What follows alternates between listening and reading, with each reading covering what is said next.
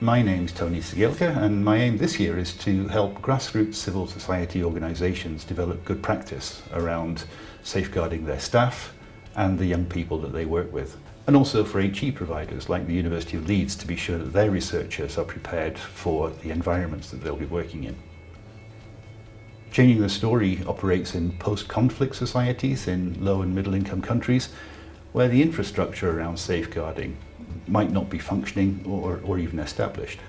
Equally, some aspects such as attitudes to physical contact or personal space, or what constitutes diversity, are culturally contextual.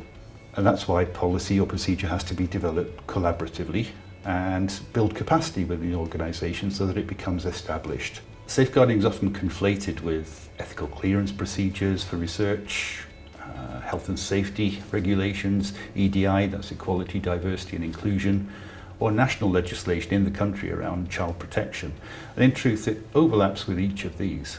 It's about making ECRs aware of the ways that they can best conduct their research in difficult circumstances, and of the support mechanisms in place if they have concerns. My particular remit is in the experiences of children and young people on Changing the Story projects. So I'm concerned with cultural attitudes to childhood and adolescence and giving the young person a voice in how their concerns are acknowledged. We recognise that the true knowledge comes from those who live and work locally. So we've recruited people who are already connected with CTS projects as regional leads. Now they each bring their own expertise and experience and are working with CTS staff in their regions to identify the types of support that they say they want. So I'll pass it over to the regional leads to be able to introduce themselves and what particular tack they're taking on this project. Hi everyone, I'm Linda Hoxha, a psychologist currently affiliated with University of Pristina as teaching assistant. I'm engaged with Changing the Stories as regional safeguarding lead, where I'm going to conduct a number of activities. I will start with understanding of the perceptions of safeguarding, then following with the procedures of monitoring and evaluation with the safeguarding perspective in mind while designing the process of monitoring but as well implementing it. Hi, I'm Helene. I'm speaking to you from Cape Town, South Africa.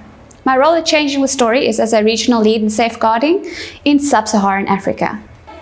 I also lead a CSO called Bottom Up that is a partner in Imagining Otherwise, which is a Changing the Story project. This project looks at youth interacting with race and space in their communities. I'm passionate about working with children and youth in creative ways, and I really believe that they've got the voice and the power to create change. With Rajib Timalsina, I am from Tribhuvan University, Nepal, based in South Asia. I am also one of the co-investigators at Changing the Story Phase 2 projects. I am non-violent communication practitioner, especially focusing on empathetic listening. I am involved in various research projects where we have to mobilize hundreds of youths and deal with thousands of children. Hello, my name is Astrid Cañas. I'm working as safeguarding lead for Latin America in Changing the Story. My aim is to contribute to create more awareness on the importance of working with children and young people in a way that they feel participating, included, and safe. Hello, I'm Chaste, an African regional safeguarding lead, and I would like to see safeguarding mechanisms, processes and procedures to be in place so that any potential harmful or abuse which may happen in our program, project and activities may be prevented, reported and responded. We're running webinars for ECRs and CSO staff exploring the scope of and terminology around safeguarding. And we'll be moving on to how a partner might evaluate their provision and learn from any incidents and how they're dealt with. These webinars and podcasts are available online, and partners are welcome to contribute to forthcoming events live.